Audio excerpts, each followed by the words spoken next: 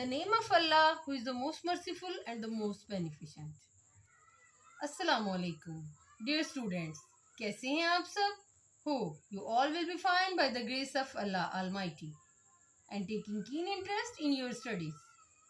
I am Sumaira Nasi, your favorite English teacher on your favorite YouTube channel for Tenses Learning.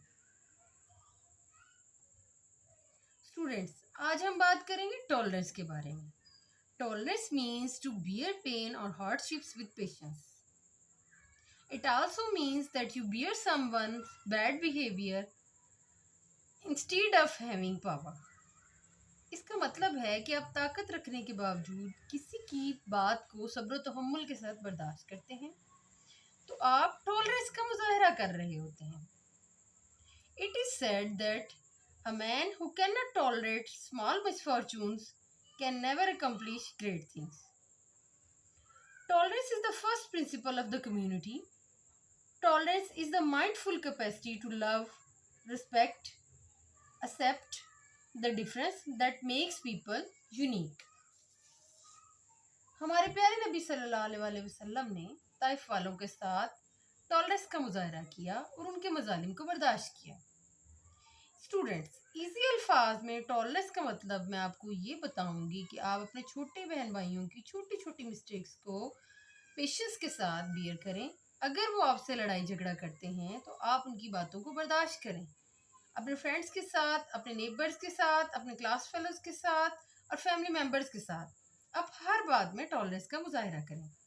You will get success. In other words, tolerance is success. Students, ये तो थी छोटी सी बात जो मैंने आपके साथ शेयर की. Today we have completed our future indefinite tense and we are going to discuss future continuous tense. फ़ेल मुस्तकबिल जारी, जो काम आने वाले ज़माने में कॉन्टिन्यू रह रहा हो, जारी हो, ऐसे फेल को या ऐसे टेंस को हम लोग फ्यूचर कॉन्टिन्यूअस टेंस कहते हैं. Recognition of future continuous tense is that at the end of Urdu sentences we will find रहा होगा, रही होगी या रहे होंगे. Today we are discussing positive sentences of future continuous tense. The formation of future continuous tense positive sentences is subject plus will be या shall be plus first form of verb plus ing plus object. अब देखिए, मैंने कहा कि आपको written form में जो है अपने यूट्यूब के स्टूडेंट्स को मैं अच्छे तरीके से बताऊंगी व्हाट इज सब्जेक्ट. ओरली तो मैं आप लोगों को बताती ही रहती हूँ. तो मैंने ये देखिए एरो बना के इसको नॉमिनेट किया. सब्जेक्ट इज डूअर यानी कि फाइल और काम करने वाला. इसके बाद है object. Object is on which work is to be done, जिस पर काम किया जाए यानी कि मफूल. ठीक है. उसके बाद हमारा आता है वर्ब. वर्ब जो है ना वो हमारा काम होता है. स्लीप, ईट, ड्रिंक, गो, ये सारे हमारे वर्ब होते हैं. ठीक हो गया. Now we are going to our examples and we will discuss our model sentence first of all. As you all know very well, Aisha खत लिख रही होगी. Aisha will be writing a letter. When we mix first form of verb with ing, that becomes gerund and fourth form of verb is also called. ठीक है. ये right के साथ जब हम ing का वर्ड लिखेंगे हमारा gerund भी कहला सकता है, ये हमारी फोर्थ फॉर्म ऑफ वर्ब भी कहलाती है. ठीक है. अब यहाँ पे हमने अपनी फॉर्मेशन के अकॉर्डिंग क्या किया, सबसे पहले हमने सब्जेक्ट लगाया, फिर विल बी लगाया, क्योंकि आयशा के साथ हम विल भी लगाएंगे. देखिए सबसे ऊपर मैंने आप लोगों को एलाबोरेट किया है कि शेल के साथ हम लगाएंगे, आई वी के साथ हम शेल लगाएंगे, बाकी सब के साथ हमारा विल लगेगा. अब देखिए आई और वी में से कोई चीज़ नहीं है तो हम यहाँ पे क्या लगाएंगे, विल लगाएंगे. Ayesha will be writing a letter. End में हमारा ये ऑब्जेक्ट है, लेटर हमारा ऑब्जेक्ट है. अगली एग्जाम्पल है बच्चे बाग में खेल रहे होंगे. Children will be playing in the garden. ठीक हो गया. अब चिल्ड्रन के साथ भी हमने विल लगाना है. जस्ट हमने आई और वी के साथ शेल लगाना होता है, बाकी सब के साथ स्टूडेंट्स हमारा विल लगता है.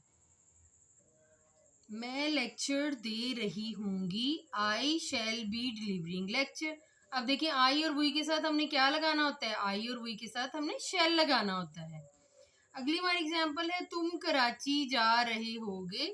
You will be going to Karachi. ठीक हो गया. अब देखिए यू के साथ हमने क्या लगाना है, जी हाँ हमने यू के साथ विल लगाना है. नेक्स्ट हमारी एग्जाम्पल है परिंदे दरख्तों पर चहचहा रहे होंगे. नेक्स्ट हमारा एग्जाम्पल है, परिंदे दरख्तों पर चहचहा रहे होंगे। Birds will be chirping on trees. ठीक हो गया। यहाँ पे हमने सबसे पहले अपना सब्जेक्ट लगाया, फिर विल बी, फिर हमारे वर्ब की फर्स्ट फॉर्म के साथ आईएनजी आ गया, फिर हमारा जो है सबसे एंड में हमारा ऑब्जेक्ट हो गया। ठीक है। फ्यूचर कॉन्टिन्यूस टेंस में at the end of Urdu sentences हमें क्या मिलेगा? रहा होगा, रही होगी या रहे होंगे। ये देखिए सारी एग्जांपल्स मैंने डिफरेंट तरीके से बनाई हैं। ठीक है। उर्दू फिकरात के आखिर में जब हमें इस तरह के वर्ड्स मिल जाए, हमें फौरन पहचान हो जानी चाहिए कि ये हमारा फ्यूचर कंटिन्यूअस टेंस है, और फिर उसकी फॉर्मेशन जो आपने फ्यूचर कंटिन्यूअस के अकॉर्डिंग याद की होगी, उस फॉर्मेशन के अकॉर्डिंग जो है आपने सारी चीज़ें पुट करते जाना। मतलब सबसे पहले आपने रिकग्निशन करनी है, क्योंकि कोई भी सेंटेंस जब आपके पास लिखा हुआ पेपर में आता है, तो अगर आप उसको देख के रिकग्नाइज नहीं करेंगे, आपको पता नहीं चलेगा कि ये कौन सा टेंस है, तो आप उसको सही तरीके से ट्रांसलेट नहीं कर पाएंगे। इसलिए सबसे पहले मैं आप लोगों को पहचान बताती हूँ, उसके बाद मैं आप लोगों को फॉर्मेशन बताती हूँ।